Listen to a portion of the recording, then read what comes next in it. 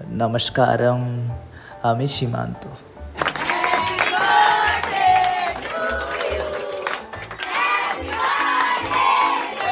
অক্ষত জেদ করে বসলো, স্যার আমার জন্মদিনটা যেন অডিটোরিয়ামে না হয়, আমরা যেন জন্মদিনটা ডোমেই পালন করি। আর আমি এনাদের একমাত্র অভিভাবক, এনাদের কোনো কথাই আমি ফেলতে পারি না। তাই ভাবলাম জন্মদিনটা এখানেই পালন করি, আমরা যেখানে থাকি, ছোটোখাটো করে একটা কেক, তারপরে ওটাতেই তারা অনেক খুশি।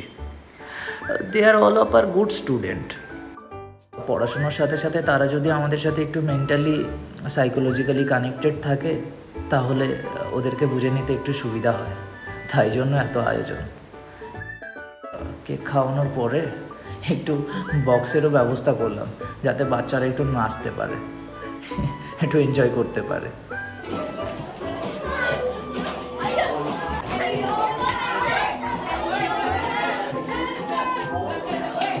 If you think that you are a very good teacher, then you are very weak Tapas Pal.